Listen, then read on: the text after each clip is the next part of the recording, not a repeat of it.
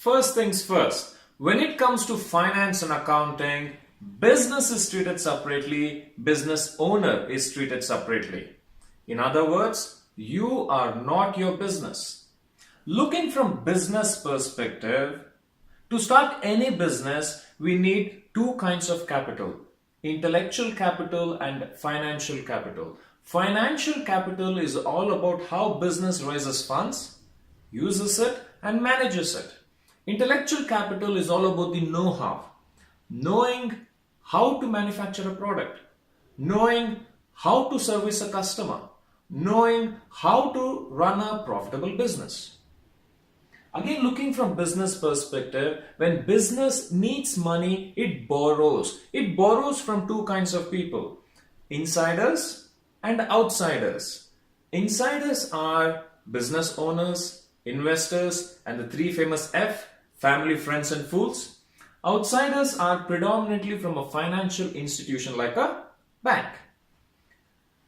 Intellectual capital is all about people who have certain skills and talents, and also if you are manufacturing a business, knowing where to source the raw materials. Looking from business perspective, business borrows intellectual capital and financial capital, and it comes up with either a product or a service or both product and service. The aim of the game in business is to make more money than it spends. In other words, whenever you are selling your product or service, you should be selling it for profit. To know if you are selling your product or service for profit, you need to know how much this side is costing the business.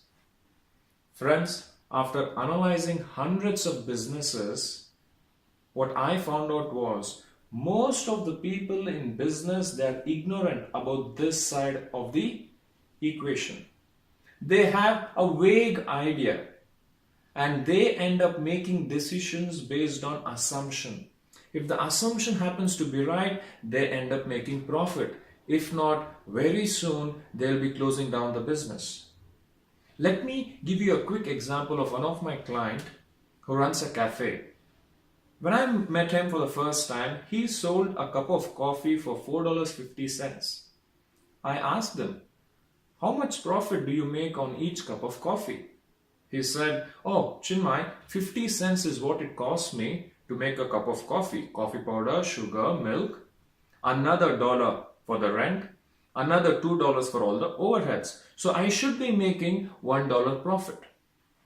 As a pricing strategist, I'm not comfortable with the word I should, I think, maybe.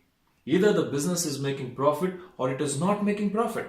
It's like either a woman is pregnant or she is not pregnant. There is nothing called as partial pregnancy. Same thing in business. Either you're making profit or you're not making profit. Coming back to the example, when I analyzed 6 months of his financial transaction, what I found out was he was making minus $1.27 on every cup of coffee he was selling. Men being men, we and our ego, he said, oh Chinmay, are you saying that I can sell each cup of coffee for $6 or $8 and people are still going to buy from me? I said, no, that is not what I'm trying to convey here. Why is that the person behind the counter, she didn't even make an attempt to sell the cake, the muffins and the cookies? Well, he didn't have an answer for that. Then I asked him, have you ever walked into McDonald's and just bought a burger? It will never happen. They'll always upsell you with fries and cookies and that sugar water. Burger is a way to get client inside the door. The operating profit on burger is 5 to 6%. On fries and cookies, it is 3 to 5 times more. And that sugar water, which costs them less than 10 cents, they sell it for $3.50. Friends, in your business, do you know which product and service is like a burger, like a fries, like a cookies, like sugar water? Or are you so passionate just making burgers and trying to sell more and more burgers where the profit margin is very less?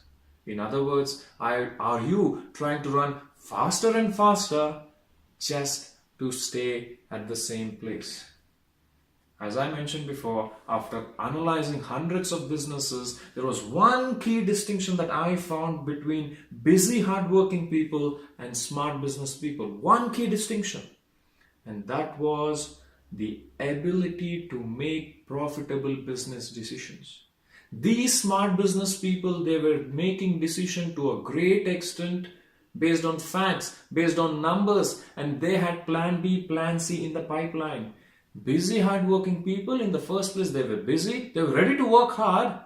However, they were making decisions based on assumption and praying and hoping that it is going to bring in some profit.